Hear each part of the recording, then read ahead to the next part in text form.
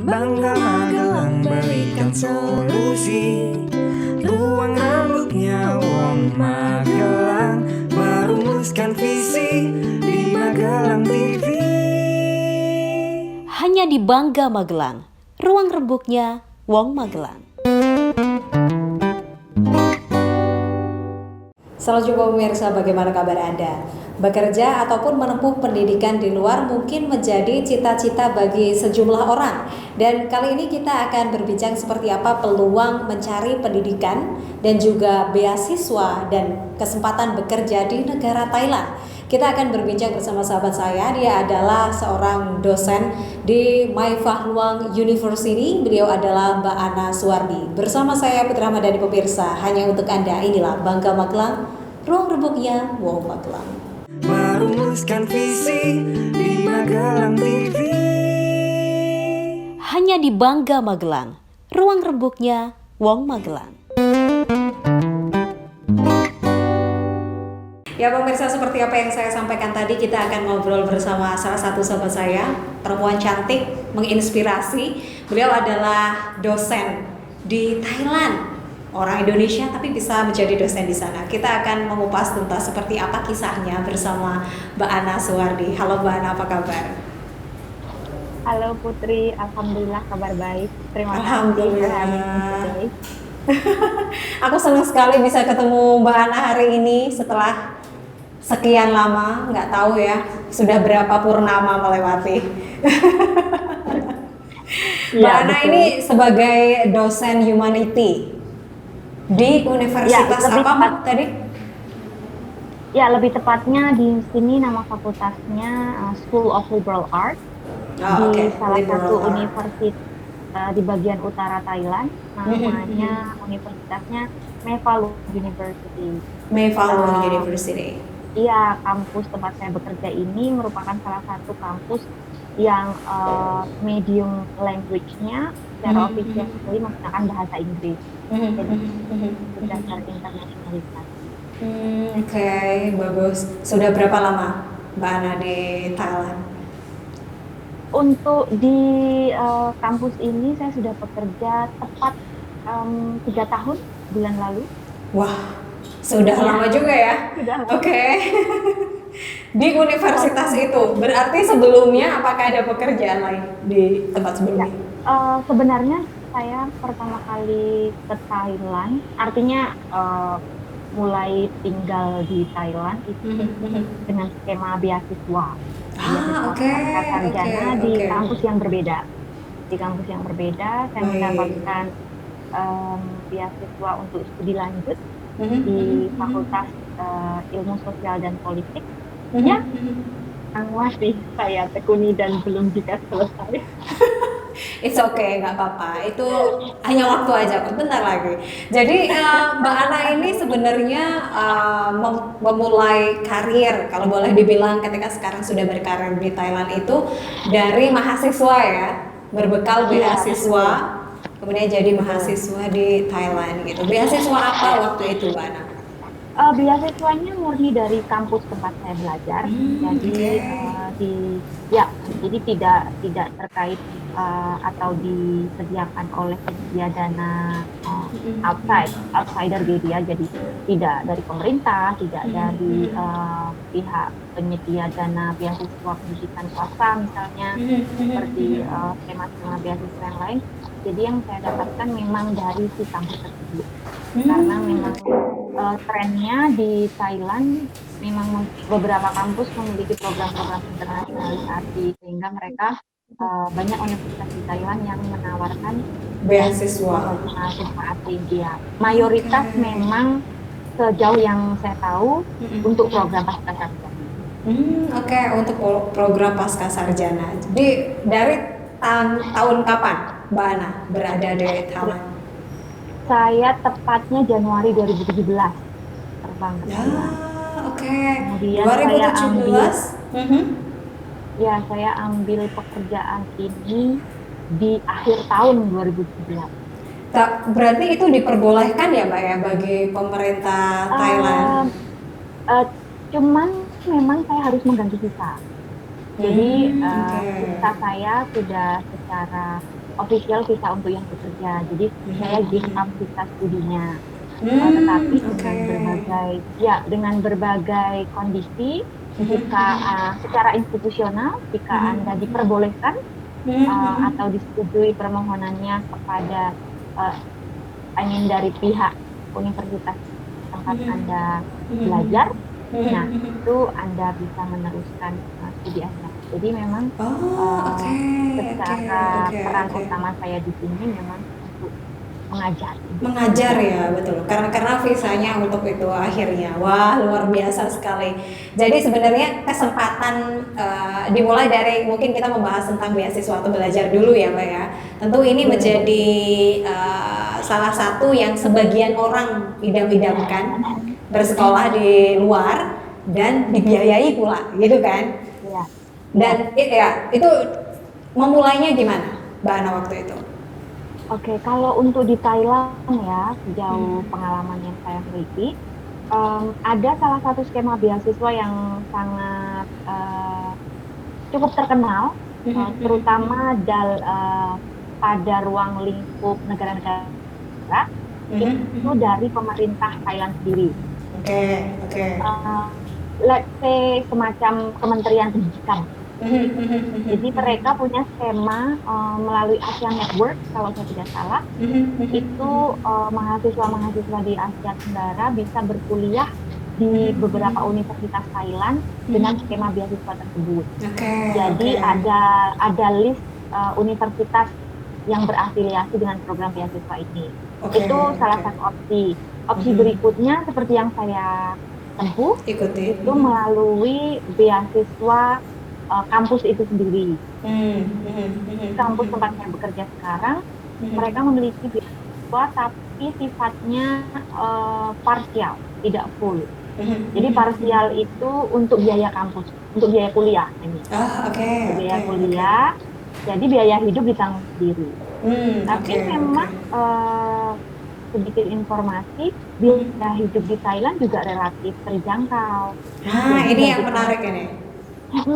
Jadi bagi teman-teman yang misalnya tertarik untuk menempuh pendidikan di Thailand misalnya, itu kalau kita secara hitung-hitungan, biaya hidupnya relatif terjangkau dan more or less seperti di Indonesia. Mbak Ana kan pernah di Jawa Tengah juga, terus pernah di luar Jawa juga tentu saja, karena Mbak Ana ini asli Jambi ya, Mbak Ana? Jambi. Aku takut salah sebut, ternyata benar. Mbak Ana kan tahu rata-rata di Indonesia, kira-kira biaya hidup seperti daerah mana nih? Jogja kah? Iya. Kalau untuk living cost-nya, itu Bandung lah ya. Tapi memang itu secara general ya. Tapi memang banyak hal-hal yang justru saya temukan jauh lebih murah di sini untuk hal-hal tertentu. Jadi secara umum kita bisa katakan biaya hidupnya terjangkau dan generally bisa mirip lah dengan pengeluaran kita atau kebutuhan kita sehari-hari. Wah, ini worth it banget. Lalu anyways, sejenak tadi aku lupa, gimana kabarnya di sana? Seperti ini pandemic. Ditahan dulu jawabannya. Kita kembali sesaat lagi, pemirsa Talk bersama. JPM Stream, sebuah aplikasi Play Store yang memudahkan kamu untuk menyaksikan program terbaik dari 30 TV jaringan Jawa Pos TV. Jawa Pos TV, JTV, Padang TV, Simpang 5 TV, Kawanwa TV, Nirwana TV, BTV, Pon TV, Magelang TV. Get your JPM Stream apps now. Baik pemirsa, Anda masih kembali bersama kami dan masih bersama perempuan yang selalu menginspirasi, khususnya bagi saya. Karena kita kenal udah berapa tahun ya Mbak Ana? Ya, 4 tahunan kayaknya. Ya, 4 tahun ya. Dan sejak 6 tahun ini merupakan sosok yang istimewa bagi saya. Dan istimewanya sekali kita jauh sekali sekarang ya. Jadi komunikasi ya setahun sekali mungkin. Gimana update di sana? Gimana update di sana? Mbak Ana mungkin sering mengetahui berita-berita di sini, tahu sendiri Indonesia kondisinya seperti apa. Saya pengen tahu update kalau di sana seperti apa. Bicara tentang situasi kehidupan di sini terkait pandemi ya, COVID-19. Sebenarnya tempat saya tinggal ini provinsi paling utara di Thailand, berbatasan langsung dengan Myanmar. Itu pada saat first wave di awal tahun itu kita termasuk salah satu yang paling aman dengan total case positif yang didapati sekitar 9 orang dan semuanya sudah sembuh. Dan itu setelah itu prosesnya cukup cepat. Kita juga mengikuti protokol kesehatan dan juga lockdown seperti yang diterapkan pemerintah di awal tahun. Tapi kemudian semenjak pertengahan tahun bahkan beberapa bulan terakhir kita sudah kayak merasa kembali seperti sedia kala gitu ya, kehidupan kita sudah normal seperti sedia kala, semua sistem perekonomian, semua aktivitas masyarakat semuanya sudah hampir kembali seperti semula. Pulih ya. Tetapi ada tetapinya. Aku baru mau ngomong alhamdulillah loh dari tadi. Ada tetapinya ternyata. Baru saja minggu lalu di sini tepatnya di Chiang Rai nama provinsinya, di bagian utara ini kami mengalami second wave karena terdapat beberapa lonjakan kasus baru didapati dari negara kita. Jadi ada beberapa warga negara Thailand yang melintasi batas Myanmar tanpa melalui karantina. Jadi mereka jadi terdapat kasus seperti ini sehingga sekarang provinsi Chiang Rai menjadi salah satu yang memiliki angka COVID tertinggi pada saat ini. Tertinggi di sini memang beda ya. Dengan di sini sekarang. Iya. Itu menjelaskan semua. 32 ya. Kalau saya tidak salah hari ini 30-an. 30-an yang positif. Itu dan itu kasus barunya ditemukan sudah dari lokasi Cina sehingga ada lokal transmission atau penularan di wilayah ini semuanya dari negara tetangga. Kalau boleh tahu Mbak Ana, ketika ada kondisi seperti itu tuh tindakan pemerintah seperti apa, lalu masyarakatnya seperti apa? Penasaran. Ya. Nah itu yang menarik dari sejak pertama kita mengalami yang namanya pandemi COVID-19 ini, pemerintah Thailand sangat kooperatif, sangat memiliki tindakan yang cepat, efektif dan efisien, bisa saya katakan begitu. Mereka juga memang ada pesan yang kita tangkap bahwa pemerintah terkesan mereka terlalu dilebih-lebihkan mungkin responnya. Tapi justru dalam kondisi atau dalam hal menyikapi pandemik seperti ini, kebijakan-kebijakan seperti itulah yang justru dibutuhkan. Karena masyarakat juga secara proaktif mengikuti kebijakan-kebijakan dan saran-saran yang dikeluarkan oleh pemerintah. Masyarakat aware dan mengikuti. Ya betul. Kayak sekarang saja misalnya karena di tempat saya sini mengalami lonjakan kasusnya. Contohnya misalnya pemerintah daerah menerapkan yang namanya kalau di Indonesia kerja bakti bersama, kerja bakti besar-besaran misalnya, Big Cleaning Day begitu. Nah itu semua orang berpartisipasi. Kemudian ketika keluar rumah menggunakan masker, itu semuanya menggunakan masker. Jadi memang protokolnya efektif dilakukan dan juga masyarakat responnya proaktif. Jadi menurut saya itu yang membuat angka COVID COVID-19, kasusnya di Thailand lumayan kecil. Dan satu lagi, Mhm. menurut pandangan saya juga karena pemerintah sudah memiliki infrastruktur kesehatan yang memadai. Mhm. Jadi mereka memiliki sistem yang sudah terintegrasi. Nah itu ya yang bikin semua lebih cepat tertangani dan lebih pas atau efektif efisien kalau bahasanya Mbak Ana tadi. Iya, selama di sana dari 2017 ya Mbak Ana ya. Dari 2017 hingga saat ini sudah pernah pulang berapa kali atau belum pernah sama sekali?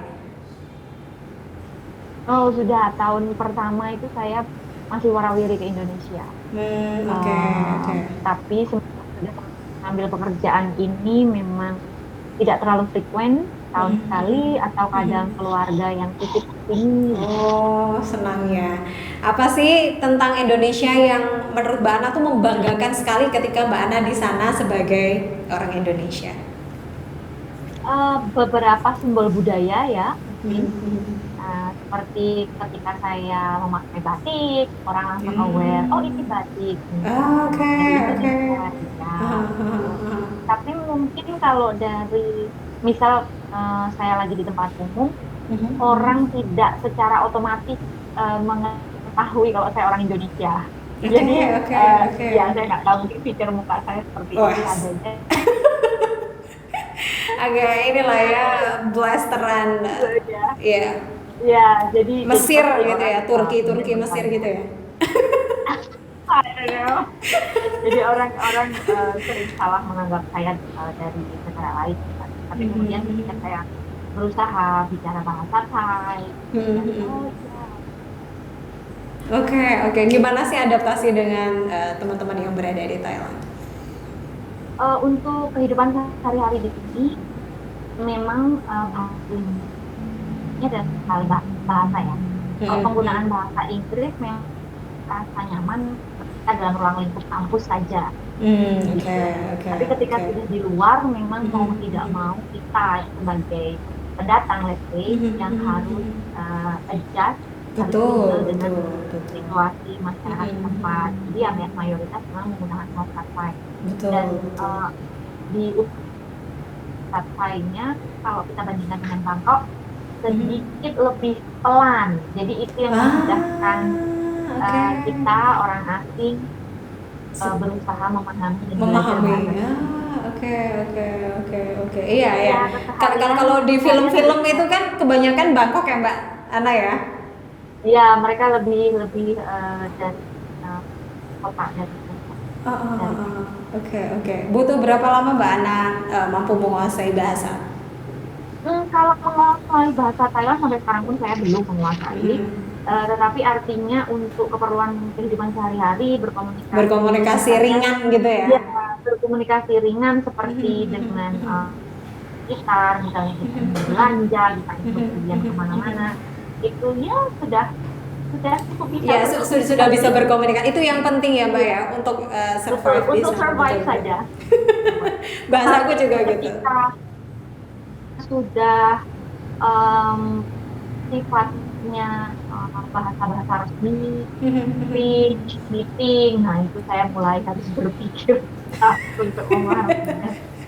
Oke, menarik sekali Mbak Ana. Dan sekarang aktivitasnya lebih disibukkan di lingkungan kampus tentu saja ya, maksudnya mengajar begitu. Nah ini menarik sekali, nanti kita bisa berbagi cerita pengalaman Mbak Ana dan juga seperti apa kesempatan bekerja di Thailand khususnya. Kita kembali sesaat lagi, jangan beralih dari tempat duduk Anda. JPM Stream, sebuah aplikasi Play Store yang memudahkan kamu untuk menyaksikan program terbaik dari 30 TV jaringan Jawa Pos TV. Jawa Pos TV, JTV, Padang TV,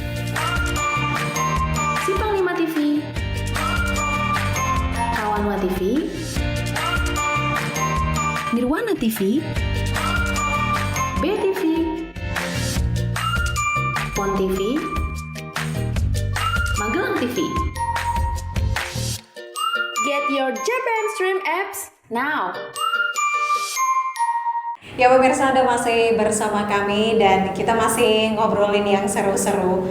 Apa sih Mbak kalau di sana yang paling khas banget yang menurut Mbak Ana itu tak terlupakan banget lah tentang sana? Kalau menyebut tentang apa ya Mbak khususnya? Chiang Rai atau Thailand khususnya? Iya, Chiang Rai, Apa? kalau Chiang Rai, ya Thailand pada umumnya ya makanan pasti ya. Makanan ya. Kalau Chiang Rai apa? Khao soi. Khao soi itu mie kuning, kalau kita seperti mie kuning Aha, dengan aha. kuah gulai. Wah. Ada pilihannya ada dua, ada ayam, ada sapi.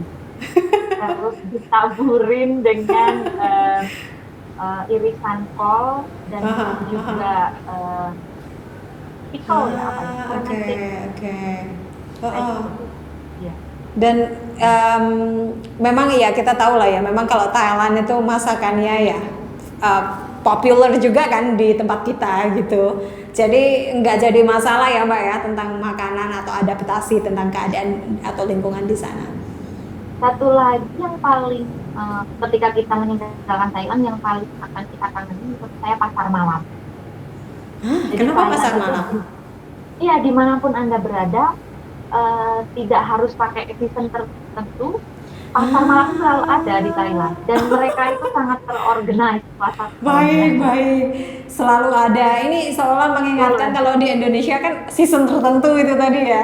Iya, iya. Kalau di Thailand enggak, always night market. Oke, oke, wow, seru banget. Kalau tentang Indonesia apa yang dikangenin? Sudah berapa lama belum pulang? Sejak pandemik. Yang iya, yang dikangenin pasti ya orang-orang dekat, keluarga pastinya, dan makanan sudah. Makanan juga ya. Benar, benar, Makanan. benar, benar, benar, benar, benar. Memang Karena, makanan Indonesia well, juga nggak. karena kita masih di Asia Tenggara sih ya, jadi bahan-bahan masih bisa Yes. didapatkan, tapi Yes. ketika ada yang tidak ada di sini, nah itu kita tidak bisa mengobati rasa kangen. Oke. Nanti aku paketin lah ya apa yang pengen. Dan sekarang harus lewat kapal karena COVID. Selain lewat kapal itu entah nyampe entah enggak itu loh Mbak masalahnya. Anyways, Ya, kita tinggalkan topik makanan ini ya. Aduh, udah waktunya makan malam ini ya, bentar lagi. Mbak Ana, gimana ceritanya? Tadi sudah sempat disinggung di segmen pertama ketika memulai berkarir, di mana awalnya visa students kemudian jadi visa bekerja di sana begitu. Ceritanya gimana komplitnya? Kebetulan ada opportunity untuk di kampus ini, Nepal University. Artinya proses rekrutmennya juga tidak terlalu banyak dibandingkan dengan rekrutmen pada umumnya di Indonesia, terutama yang sifatnya kerja-kerja di ranah akademik ya, misalnya kampus, perguruan tinggi dan juga jenisnya. Jadi seperti kita harus melewati proses seleksi secara berkas dulu, secara dokumen. Kemudian setelah itu kita akan mendapatkan panggilan wawancara. Nah, dalam wawancara itu karena memang posisi pekerjaannya untuk mengajar, kita juga wawancara tersebut kita melakukan yang namanya demo atau ya mengajar dengan singkat. Jadi mereka ingin melihat kemampuan kita dalam mengajar atau cara kita mengajar juga jadi pertimbangan.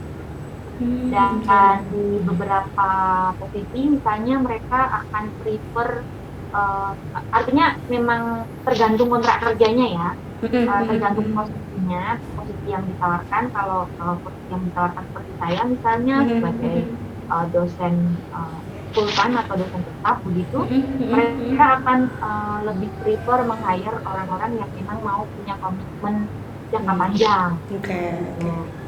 Ya, itu hal-hal yang perlu diperhatikan ya. Iya, perlu dipertimbangkan. Oke.